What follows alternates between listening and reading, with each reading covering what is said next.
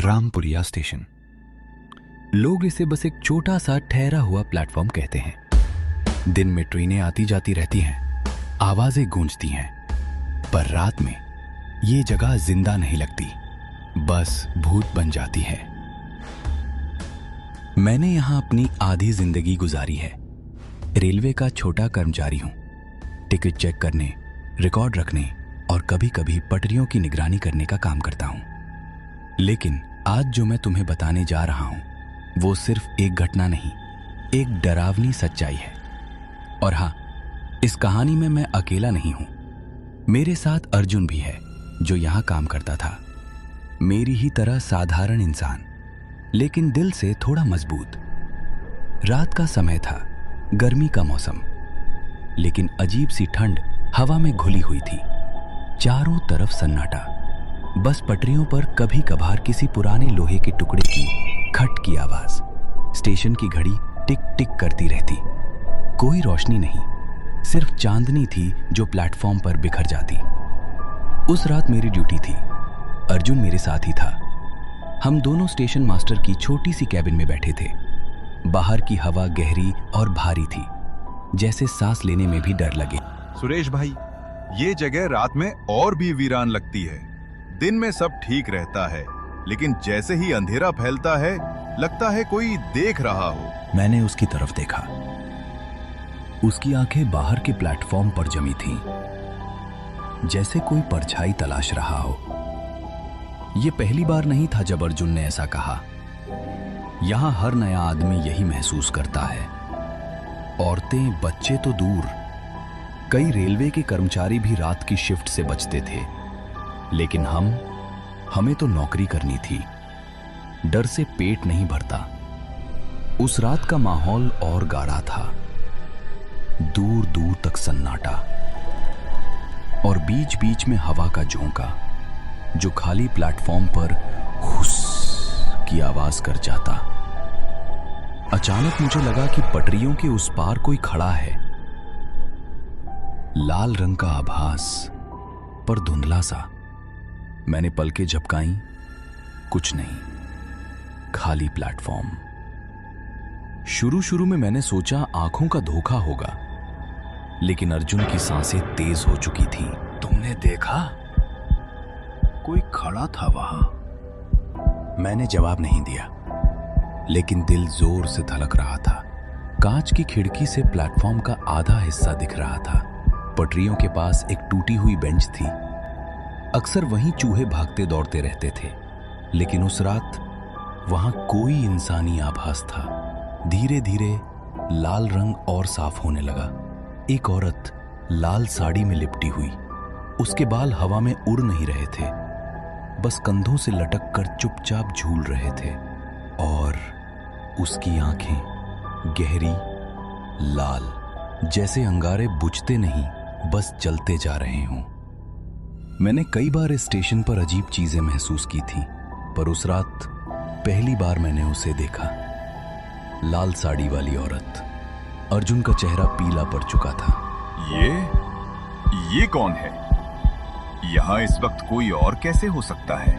मैं कुछ नहीं बोला, बस आंखें उसी पर गड़ी थीं। वो औरत धीरे धीरे बेंच के पास से उठी और प्लेटफॉर्म पर चलने लगी। उसके कदमों की कोई आवाज नहीं थी, बस चुप्पी, इतनी गहरी कि कानों में गूंजने लगे। उसका हर कदम जैसे हमारे दिलों पर चोट कर रहा था। न कोई हड़बड़ी, न कोई डर, बस ठंडा सन्नाटा और उसकी लाल आंखें। हम दोनों हिल भी नहीं पा रहे थे। कैबिन की खिड़की के उस पार वो औरत सीधी हमारी तरफ देख रही थी, और अचानक वो रुक गई। उसकी नजरें सीधे मेरी आंखों में गड़ी। मेरे गले में जैसे किसी ने पत्थर रख दिया हो। सांस लेना मुश्किल हो गया। भाई, ये हमें ही देख रही है। वो औरत हल्की सी मुस्कुराई। एक मुस्कान जिसमें ना कोई खुशी थी, ना कोई इंसानियत, बस ठंडी, खौफनाक, तिरछी मुस्कान। उस मुस्कान में मैंने मौत की ठंडक देखी। प्लेटफॉर्म पर घड़ी टिक टिक करती रही। हमारी सांसें तेज होती गईं। फिर अचानक वो औरत मुड़ी और पटरियों की तरफ बढ़ने लगी, लेकिन उसके पांव जमीन को छू नहीं रहे थे। वो जैसे हवा पर सरक रही थी। मेरे रोंगटे खड़े हो गए। अर्जुन की आंखें फैल चुकी थीं। ये कोई इंसान नहीं थी, ये वही आत्मा थी जिसके बारे में फुसफुसाहटें थीं। कुछ ही देर में वो पटरियों पर उतर गई और धीरे धीरे धुंध में घुल गई। बस उसकी लाल आंखें आखिरी बार चमकीं और अंधेरे में गायब हो गईं। कैबिन के भीतर हम दोनों खामोश थे। ना कोई चीख, ना कोई आवाज, सिर्फ दिल की धड़कनें। ये औरत कौन थी सुरेश भाई? तुमने पहले कभी देखा है? मैंने गहरी सांस ली और उसके सवाल का जवाब सिर्फ एक भारी खामोशी थी। उस रात मैं पहली बार टूटा और अर्जुन वो सवालों में घिर गया। लेकिन असली डर तो अभी बाकी था। उस रात की घटना ने हम दोनों की सांसें खींच ली थी। लाल साड़ी वाली औरत की लाल आंखें अब भी मेरे दिमाग में चल रही थीं। लेकिन सबसे अजीब बात यह थी कि उसने कुछ कहा नहीं, बस देखा और गायब हो गई। पर उस नजर में इतना बोझ था कि नींद तो दूर, हम पलक भी झपका नहीं पा रहे थे। अर्जुन चुपचाप कुर्सी पर बैठा था। उसकी हथेलियां पसीने से भीगी हुई थीं। उसकी आंखें बार बार खिड़की की तरफ उठ रही थीं, जैसे उसे डर हो कि वो औरत फिर लौट आएगी। भाई, ये यहाँ क्यों आई थी? हमसे क्या चाहती है? मैंने उसकी तरफ देखा, लेकिन जवाब मेरे पास भी नहीं था। सिर्फ दिल में एक ही डर था, ये रात बहुत लंबी होने वाली थी। रामपुरिया स्टेशन पर कई बार कहानियां सुनी थीं। लोग कहते थे इस जगह पर कोई आत्मा भटकती है, पर किसी ने खुलकर उसका जिक्र नहीं किया। शायद इसलिए क्योंकि जिसने भी उसके बारे में बोला वो ज्यादा दिन जिंदा नहीं रहा। रात के 2:30 बज रहे थे। हवा भारी हो चुकी थी। दूर कहीं कुत्ते भौंक रहे थे, लेकिन अचानक उनकी आवाज भी थम गई। सन्नाटा गहरा, इतना गहरा कि अपनी ही धड़कनें सुनाई दें। अचानक प्लेटफॉर्म पर कदमों जैसी हल्की आहट, लेकिन ये आहट इंसानी नहीं थी। ये जैसे किसी की साड़ी जमीन पर सरक रही हो। मैंने खिड़की से झांका। पटरियों के उस पार वही औरत, लाल साड़ी में। इस बार उसका चेहरा और साफ दिख रहा था। चेहरे पर दर्द की लकीरें, आंखों में खून सी लाल चमक। लेकिन सबसे डरावनी चीज थी, उसके होठ हिल रहे थे, पर कोई आवाज नहीं निकल रही थी। उसकी खामोशी किसी चीख से ज्यादा डरावनी थी। अर्जुन ने भी उसे देख लिया। उसने कांपते हुए मेरी बांह पकड़ ली।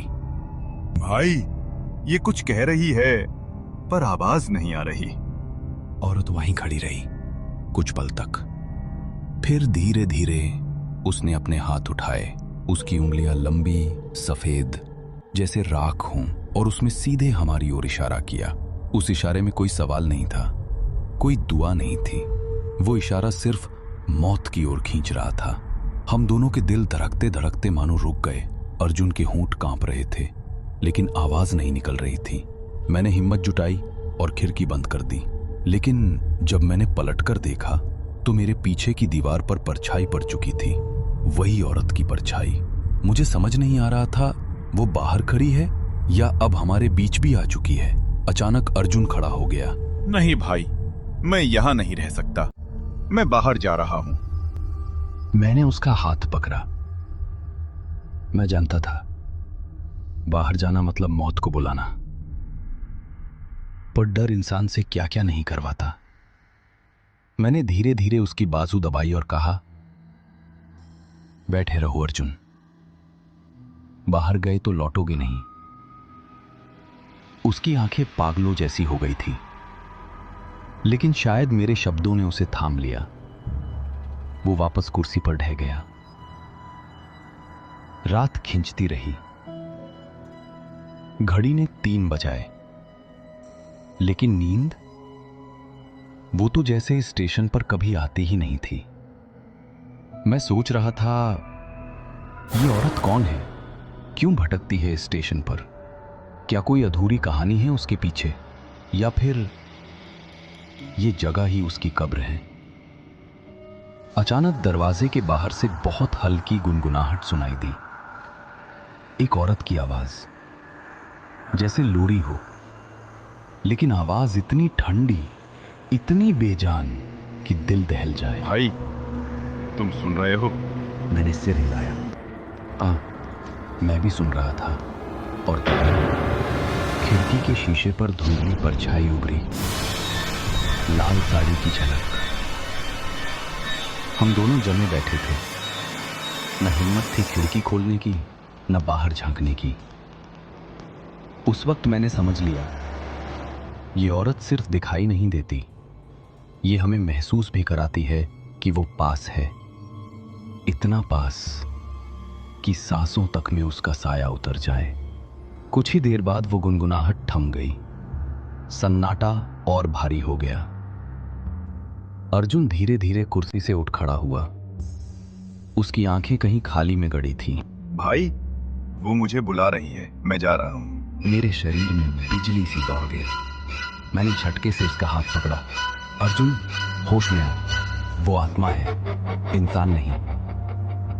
लेकिन अर्जुन की आंखें लाल हो चुकी थीं, जैसे किसी और के काबू में हो। मुझे पहली बार एहसास हुआ, ये औरत सिर्फ दिखती ही नहीं, ये अपने शिकार को अपने वश में भी कर लेती है। मैंने पूरी ताकत से अर्जुन को झकझोरा। वो हिल गया और जैसे नींद से जागा। उसने मेरी ओर देखा, आंखें डरी हुई, पर अब थोड़ी होश में। भाई, मुझे लगा उसने मेरे कान में कुछ कहा। मुझे खींच रही थी। मैंने उसकी पीठ थपथपाई। तू बस मेरे पास रहे, चाहे कुछ भी हो, बाहर मत जाना। रात जैसे थम ही नहीं रही थी। 4 बज चुके थे और हमें दोनों को पता था कि सुबह तक जिंदा रहना ही सबसे बड़ा इम्तिहान है। लेकिन उस औरत ने अभी अपना असली रूप दिखाना शुरू भी नहीं किया था। रात 4 बजे के बाद वक्त जैसे रुक गया। घड़ी की टिक टिक सुनाई दे रही थी, लेकिन सेकंड की हर धड़कन मौत का कदम लग रही थी। मैं और अर्जुन दोनों चुप थे। बस हमारी सांसें ही सबूत थीं कि हम जिंदा हैं। अचानक खिड़की के बाहर हल्की सी सरसराहट हुई, जैसे कोई साड़ी जमीन पर घसीटते हुए धीरे धीरे चल रहा हो। मैंने हिम्मत करके खिड़की से झांका और मेरा दिल सीने से बाहर निकलने को था। प्लेटफॉर्म की दूसरी तरफ लाल साड़ी वाली औरत अब पहले से ज्यादा साफ दिख रही थी। उसका चेहरा आधा जला हुआ था, त्वचा जगह जगह से काली पड़ चुकी थी और गाल से लटकते मांस के टुकड़े हवा में हिल रहे थे। पर सबसे भयानक थीं उसकी आंखें, खून सी लाल, गहरी, जैसे कोई अंधेरा कुआं जिसमें गिरने से कोई लौट कर नहीं आएगा। उसके चेहरे पर न इंसानियत थी न जिंदगी, बस बदला और खालीपन। अर्जुन भी अब खड़ा हो चुका था। उसके होंठ कांप रहे थे। भाई, वो और करीब आ रही है, हमें देख रही है। हाँ, उसकी नजरें सीधे हम पर जमी थी, बिना पलक झपकाए। वो धीरे धीरे प्लेटफॉर्म पार कर रही थी।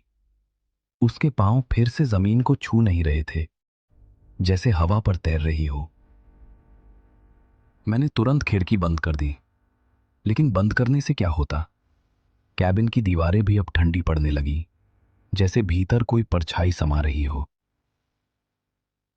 उस वक्त मैंने महसूस किया, ये आत्मा अब सिर्फ बाहर नहीं थी, ये हमारे चारों ओर घूम रही थी। अचानक अर्जुन ने मेरी ओर देखा। उसकी आंखें डरी हुई थी, लेकिन उनमें कुछ और भी था। भाई, मेरे कान में कोई फुसफुसा रहा है, कह रहा है बाहर आओ, बाहर आओ। मेरा खून जम गया। मैंने उसका कंधा पकड़ा और झकझोर दिया। सुन, ध्यान से सुन। वो तुझे अपने वश में करना चाहती है। बाहर गया तो वापस नहीं आएगा। अर्जुन के होंठ थरथरा रहे थे। उसकी आंखें कहीं शून्य में गड़ी थीं। मैंने देखा, उसके कान के पास जैसे लाल साड़ी का एक कोना लहरा रहा था, पर खिड़की बंद थी। ये औरत सिर्फ दिखाई नहीं देती, ये हमारे भीतर घुसकर हमें तोड़ देती है। अचानक कमरे में बहुत ठंडी हवा का झोंका चला।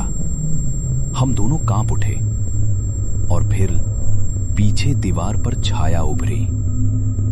लंबी, टेढ़ी मेढ़ी छाया, लाल साड़ी वाली औरत की।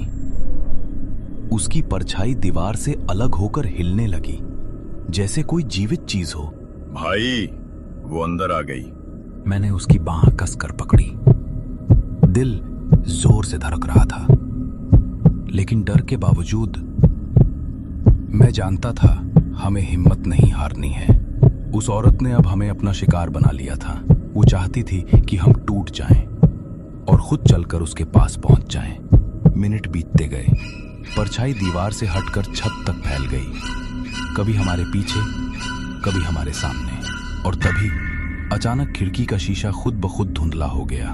उस पर उभरा खून जैसा लाल निशान, 4 उंगलियों के, जैसे किसी ने बाहर से खून में डूबी उंगलियां रख दी हों।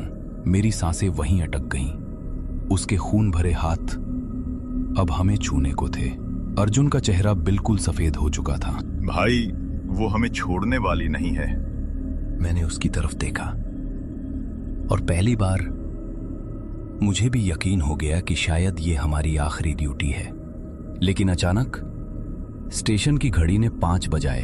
टिक टिक टिक। और उसी पल वो परछाई धीरे धीरे पीछे हटने लगी।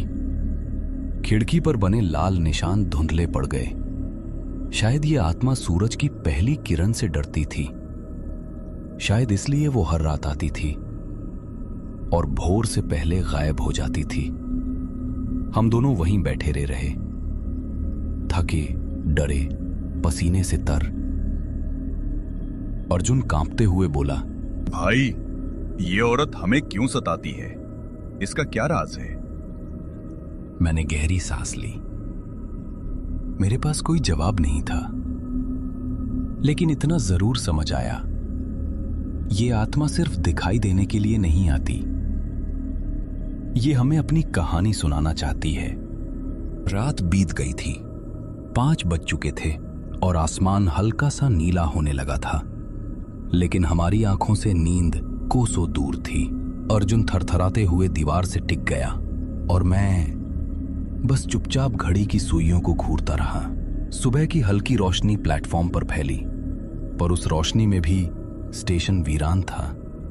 कोई इंसान नहीं, कोई आवाज नहीं, लेकिन मेरे भीतर अब भी उसकी लाल आंखें जल रही थी। अगली रात फिर ड्यूटी हमारी ही थी। मैं जानता था, हम चाहे कितना भी भागें, ये औरत हमें नहीं छोड़ेगी। अब सवाल ये था कि आखिर वो चाहती क्या है। रात ढलते ही वही सन्नाटा लौट आया। घड़ी ने 10 बजाए। हवा फिर से ठंडी और भारी हो चुकी थी। अर्जुन मेरे पास आकर बैठा। उसकी आंखें डरी हुई थीं, लेकिन उनमें जिज्ञासा भी थी। भाई, हम हर रात यहाँ बैठकर मरने का इंतजार नहीं कर सकते। हमें जानना होगा ये कौन है। उसकी बात सही थी।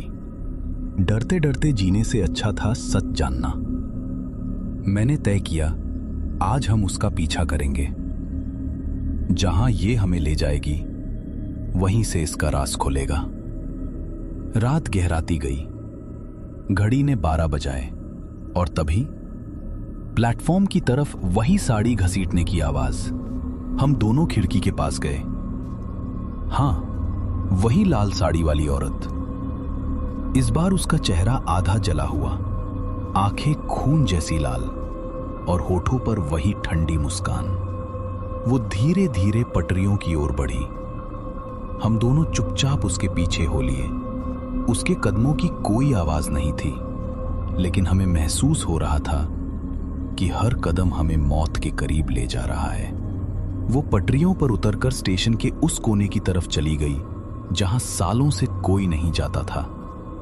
वहां पटरियों के बगल में टूटी फूटी झाड़ियां और एक पुराना जंग खाया बोर्ड पड़ा था, जिस पर मुश्किल से लिखा था रामपुरिया जंक्शन। औरत उस जगह रुक गई। उसकी आंखें फिर से हमारी तरफ मुड़ी।